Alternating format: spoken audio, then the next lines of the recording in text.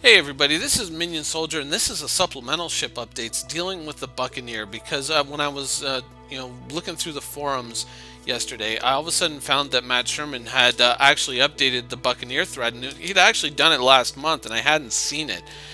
I, I was just thinking like, oh, he's like, oh yeah, great submissions, guys. Adds, here's some more of the stuff that we want to see, and blah blah blah blah blah. So I guess I didn't check it again and check it more carefully, but he had actually put in some updates, so it looks like they pretty much got an idea of what they want for the Buccaneer. Now, halfway through the thread, he did kind of update it and say, by the way, the link to the thread's in the description. Um, the engine should be on sort of like pontoon ideas, so I guess mounted on the ends of little winglets, much like the Cutlass. There should be no curved glass in the canopy. It should all be strong, flat panes linked by strong struts. And the canopy should be at the most forward end of the ship and should move to the topmost area of the ship. Which, if you see this picture here, now this picture is not what it's going to look like. This is from my own submission of what I feel it should look like, and I made a video. If you go back in the Piracy Show. Actually, I'll throw a link. I'll just make a link dealy right here so you can just click on that if you want to see what my suggestions were for that. And I put that video in the thread. It's an older Piracy Show, I think from February. But so then he goes on later to kind of update some of the ship details and what they're kind of going with now, because it seems like they've pretty much firmed up an idea and they're going into the concept now with this ship. The cargo is going to be slung outside of the ship. It's going to, kind of be attached to the outside of the ship and not going to be in the interior. It's going to have the same size footprint as the Sabre, but it's probably not going to take up the same volumetric space. So lengthwise it might be the same, or height-wise it might be the same, but it's just not going to be as big within that space as, say, the Sabre is. Its biggest weapons are going to rotate 360 degrees. Now, I'm going to come back to that a little later. And it also says they're exploring the idea of false components used as cargo containers.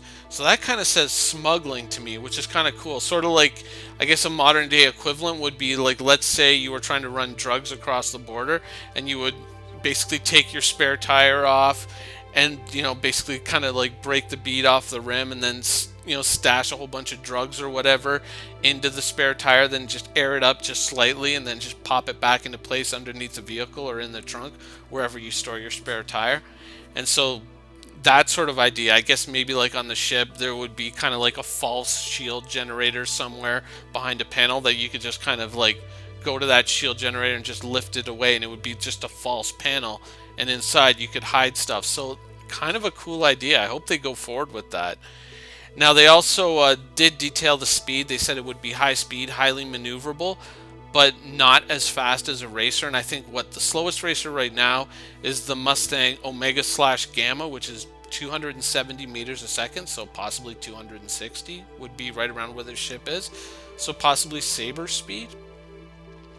But once again, coming back to the biggest weapons, rotating 360 degrees. Now, in the original post, they said that this was a single-seater, but having weapons that rotate 360 degrees, I mean, I can't imagine that you would be able to fire weapons behind you while flying the ship. It doesn't make sense. So to me, this almost sounds like they're going to go with a tandem idea, and they're actually going to modify the concept and go with a two-seater. And if they do go with a two-seater, that seems to be pretty much hitting all the major points that the Cutlass missed, which is high speed, highly maneuverable. If you've got automated, if you've got a 360 degree turret, then to me you got to have a gunner for something like that, because you can't just fly the ship forward and be accurately shooting behind you, right? So that's what it says to me. High speed, highly maneuverable, the ability to carry cargo, and I mean, now boarding is a little bit questionable, but I guess supposedly you could EVA out of it to board a ship once you've disabled it, or prevented it from being able to run away from you. So I guess boarding would still possibly be there, but then again, it might be more the purview of the original Cutlass. And since they have been kind of classifying this as the perfect escort fighter for the Cutlass slash Caterpillar, it seems it seems to be it seems to be shaping up pretty well. It sounds pretty good, and I'm definitely more interested in this fighter than I was before. I'm very, very keen to see where they go with this. Now, of course, once people started discussing this, of course, some people got really mad, like, oh, well, blah blah blah, this, blah blah blah, that. This hits nothing of what the Cutlass was supposed to be, but it does seem to hit pretty much all the major points. And